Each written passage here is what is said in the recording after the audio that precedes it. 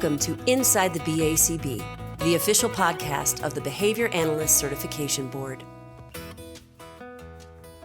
Hey everyone, welcome to another episode of Inside the BACB. I'm Dr. Sarah Jenkins, the Certification Resource Manager at the BACB, and I'm joined by Rachel Ulrich, the Director of Certification Services. Hi there. This episode is part of a series about the RBT certification for RBTs and applicants. Today we're talking about RBT supervision. Should we get started? Let's do it. Okay, so let's start by talking about the supervision requirements to maintain RBT certification. These include being supervised for a minimum of 5% of the total hours RBTs provide direct services to clients each month. The supervision must include at least one direct observation of the RBT providing services to clients. And additionally, the RBT needs a supervisor on file, which could be a responsible supervisor or requirements coordinator. This individual must be listed on the BACB registry and oversees the RBT's compliance with the requirements. That's right. And the RBT can always look up their name in the BACB registry to check who's listed as their supervisor. So one thing to keep in mind is if no one is listed, their certification is actually considered inactive and they can't practice or bill as an RBT. All right, good to know. So now that we've reviewed the requirements, can you describe the differences in responsibility for these two individuals, the RBT versus the supervisor? Yeah. In terms of responsibility for requirements compliance, the RBT would be responsible for knowing when their RBT renewal is due and communicating that date to their supervisor. They should also be tracking supervision throughout each month and related documentation. And it's not a requirement, but from a professional development standpoint, RBTs are encouraged to advocate for themselves if they need additional support. Now, from the supervisor, they would be responsible for completing or signing off on the competency assessment, reviewing the RBT's supervision documentation and keeping a copy for records. Also, and most importantly, providing sufficient training, supervision, and client oversight. Okay, so clearly supervision is a vital part of being and maintaining RBT certification, hence this podcast. But can you talk about why it's so important for RBTs to receive this ongoing supervision? Sure. I mean, there's so many reasons why we have ongoing supervision as a requirement for RBTs to maintain their certification, but mainly two reasons. One, to help the RBT continue to improve their behavior analytic skill set, and two, to facilitate high-quality service delivery for their clients. And I want to elaborate on the facilitating high-quality services part of supervision. So ongoing supervision allows an RBT supervisor to identify next steps for their client's treatment plan and then train the RBT on how to implement those changes. I actually imagine it could be a relief for the RBT that they only need to implement what they are trained to do. And then it puts the accountability for client progress on the supervisor because the supervisor is the one who is the behavior analyst. They're the one with the training and the education to make those really important treatment decisions. Yeah, I agree. Ongoing supervision is also a way to monitor the treatment integrity. So the degree to which a treatment plan or programming is implemented as written. And it's crucial for client success. So if treatment integrity is low, meaning a program or component of the treatment plan is not implemented as intended, the supervisor would then have the opportunity to work with the RBT on necessary next steps to improve implementation. And then ongoing supervision is also an important opportunity for the supervisor to provide support and guidance to help the RBT understand their role as an RBT and to ensure they're practicing within their scope of competence. Yes, I think that's a really great reminder. I know this can come up, especially when there are multiple people involved, let's say a speech therapist, maybe an occupational therapist, and they're all working with the same client, so it might get confusing what the role of the RBT is. Yeah, it could be. And the important thing for the RBT and other providers to remember is that the RBT should only be trained and expected to implement behavior analytic intervention strategies. All other treatment strategies should be implemented by the other providers competent in those areas. Similarly, if a client's caregiver asks the RBT questions about the client's programming, the RBT should refer the caregiver to the BCB or BCABA who's managing the case because they're the ones that has the expertise to comment on programmatic changes and the next steps for that client. Gotcha. Yep. Perfect reminders. And actually a really great segue to talk about what oversight of service delivery versus certification looks like. So can you provide some distinctions of the differences between those? Yeah, sure. So when we're talking about oversight of service delivery, we're usually referring to a BCBA or BCABA who manages cases and supervises the RBTs who are working directly with the clients on their caseload. In this situation, the supervisor is identifying and monitoring client progress and training all behavior analytic providers on how to implement specific procedures. Okay, so for a situation like this, the BCBA or BCABA, they would be the go-to if the RBT had questions. Yes, so if the RBT has questions about how to implement a program or needs to share successes or concerns with the client, they should speak directly with the RBT supervisor, especially when it comes to service delivery. If the RBT doesn't feel confident with how therapy is going, either with their own skill set working with the client, or maybe they've observed minimal client progress, they need to bring this feedback to their supervisor, and they need to be not only an advocate for themselves, but for the client as well. So are these conversations happening during service delivery? I mean, in many cases, yes. During observations where the RBT supervisor and RBT are present with the client, the supervisor will watch how the RBT interacts with the client and provide feedback and training as needed. And I can imagine for the RBT, it might be easier to show the supervisor how a client is responding during a specific program because it's maybe easier to do that than describing it in an email. But supervisors need to maintain a delicate balance between providing the RBT with feedback on their performance while also maintaining client dignity. That being said, it might be helpful for the RBT and the supervisor to talk one-on-one after the session if more information needs to be discussed. Yes, I really like that you mentioned the importance of client dignity and keeping the conversations professional when it occurs during a client session. Sometimes in the hustle of a clinical setting, providers might not immediately think about that. So do RBTs usually work with multiple BCBAs or BCABAs? They can. An RBT may have several RBT supervisors because they work on cases that are managed by multiple BCBAs or BCABAs.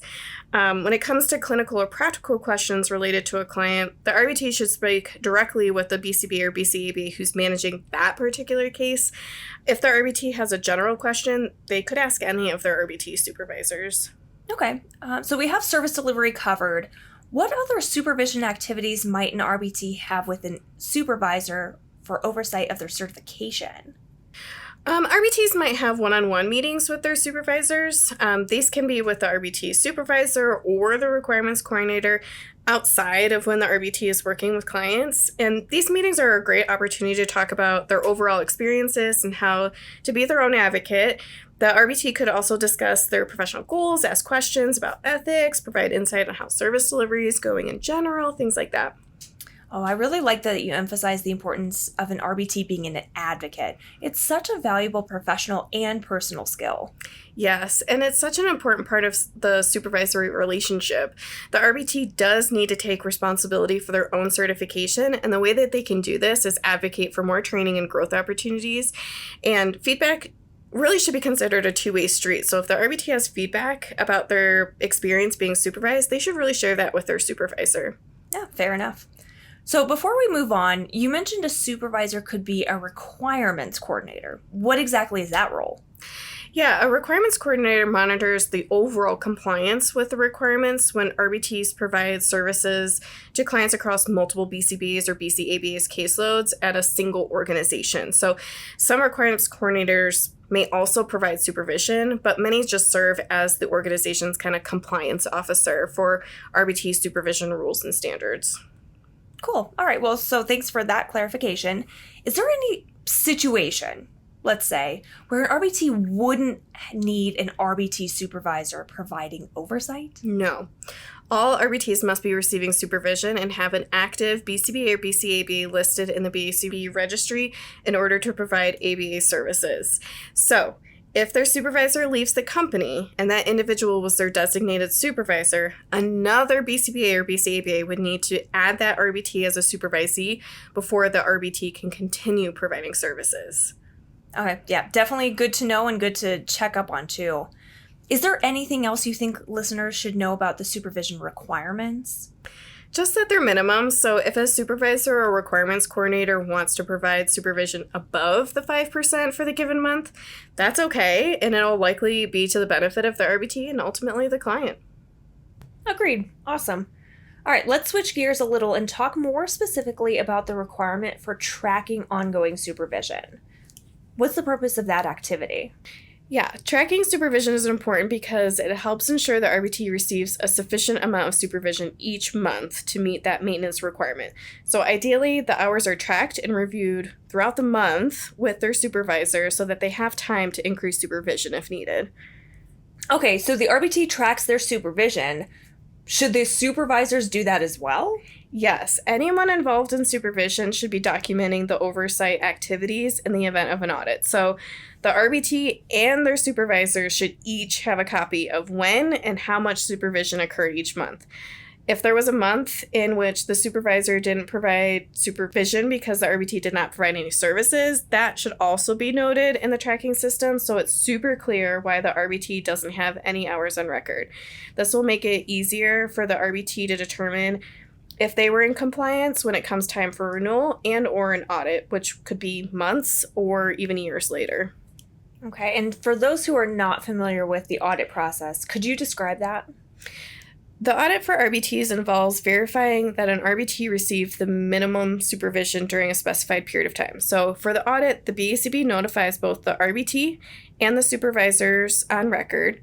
After they submit the materials, the BACB reviews the documentation, and based on the information submitted, they provide feedback to the RBT and the supervisor on record. It's important to note that there is a potential for an RBT to lose their certification if they are substantially out of compliance, and that there are some ethical implications for the supervisor in those situations too. Yikes. So clearly it's worth spending some time tracking hours accurately. Agreed. All right, so we've covered a lot of things so far. Why ongoing supervision is important for RBTs, as well as the requirements, and how they might be implemented in a clinical or other applied setting.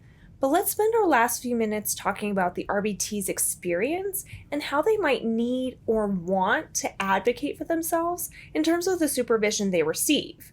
Let's start from someone who's being hired. What can an RBT or a technician looking to become an RBT do to help ensure they're selecting a supportive setting? Yeah, when an RBT is searching for jobs and going through the interview process, they should ask the company what their policies are around supervision. So, for example, they should ask, how frequently does the supervisor observe services in person? Are there regularly scheduled one-on-one meetings with their supervisor? If the RBT has questions, clinical or professional, what's kind of the chain of command for them to get those answers? And with these questions, they're trying to gauge if the company has systems in place to help support the professional development of their RBTs, who are usually considered the heart and soul of an agency. So ideally, the answers should give them the proverbial warm and fuzzies. I really like those questions to ask. Now, what if an RBT is already at a service organization? What kinds of check-in questions could help them identify when and how to advocate for themselves regarding the supervision they're already receiving? I think one of the biggest questions an RBT should ask themselves is if they feel they are doing something meaningful, or similarly, is the client benefiting from the services that they're providing? If the answer is no, they should speak with their supervisor about why that might be. Maybe receiving training on a new skill or additional support with implementation might help to address those feelings. And RBTs have very important, sometimes difficult jobs in the area of service delivery. So when they're not feeling confident about the impact they're having with their clients or their own professional development, that can really impact their job satisfaction. Oh, these are really helpful things for RBTs and applicants to think about, and actually a perfect way to end our podcast. So I want to thank you, Rachel, for joining me today, and thank you to our listeners for tuning in. We hope you'll check out other episodes in this RBT series. Thank you for listening to Inside the BACB. Don't miss future episodes. Subscribe now.